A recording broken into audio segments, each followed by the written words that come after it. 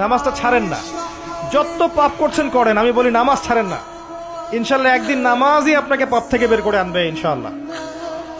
শয়তান আপনাকে হতাশ করতে চাইবে, শয়তান আপনাকে হতাশ করতে চাইবে যে তুই তো গার্লফ্রেন্ডের সাথে কথা বললি, রাতের বেলা পর্ন দেখলি, তুই তো ফ্রি মিক্সিং এ আছিস, তুই মাদক দ্রব্য খাচ্ছিস, তুই কাজে ফাঁকি মারিস, তুই ট্যাক্স আদায় করিস নাই, দুর্নীতি করছিস, তুই আবার নামাজ পড়বি কেন? শয়তান আপনাকে এগুলো বোঝাবে, কিন্তু নামাজ তো আমার শোভা পায় না, আমি তো অনেক পাপী মানুষ, এই ধোকায় পা দিবেন না। আপনি নামাজ কন্টিনিউ করতে থাকেন, ইনশাল্লাহ আল্লাহ পাক আপনাকে পাপ থেকে বের করে আনবেন ইনশাল্লাহ।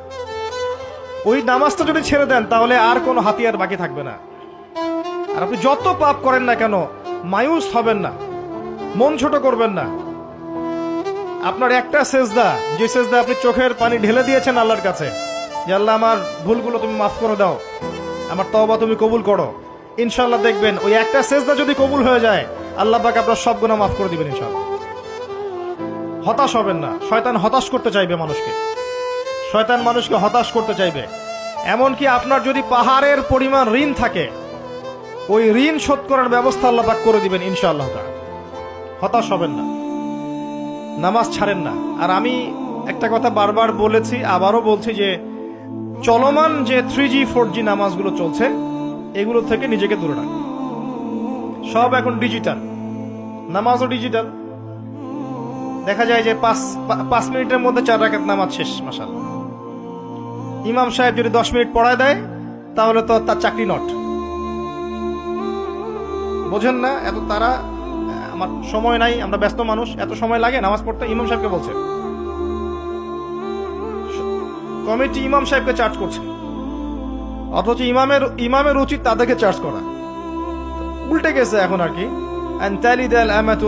ওইদিকে আসবো আমি। দাসী তার মনিবকে জন্ম দিবে, মানে সমাজের ন্যায় অন্যায়, ভালো মন্দ, হক বাতিলের মানদণ্ড উল্টে যাবে। দাসী কখনো মনিবকে জন্ম দেয়? মানদণ্ড উল্টে যাবে। আসেন রিল্যাক্সে নামাজ পড়বেন ইনশাআল্লাহ, আল্লাহ পাক তৌফিক দান করুন। নামাজের মধ্যে যা পড়ছেন এটাকে বোঝার চেষ্টা করতে হবে অর্থটা, তখন দেখবেন নামাজে মনোযোগ বাড়বে ইনশাআল্লাহ।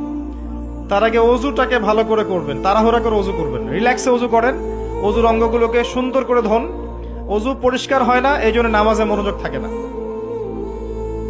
আর একটা বদ অভ্যাস আমারও আছে, আপনাদের সবারও আছে আমি জানি, অজুতে আমরা যে পরিমাণ পানি খরচ করি, এই পরিমাণ পানি দিয়ে নবী সাল্লাল্লাহু আলাইহি ওয়াসাল্লাম গোসল করতেন। হ্যাঁ, আর আপনার মাথায় যত চুল আছে তার চেয়ে বেশি চুল ছিল নবী সাল্লাল্লাহু আলাইহি ওয়াসাল্লামের মাথায়। আপনার 2-3 জনের মাথায় যত চুল আছে তার চেয়ে বেশি চুল ছিল নবী সাল্লাল্লাহু আলাইহি ওয়াসাল্লামের মাথায়। তারপরেও তিনি অল্প পানি দিয়ে গোসল করে ফেলতেন।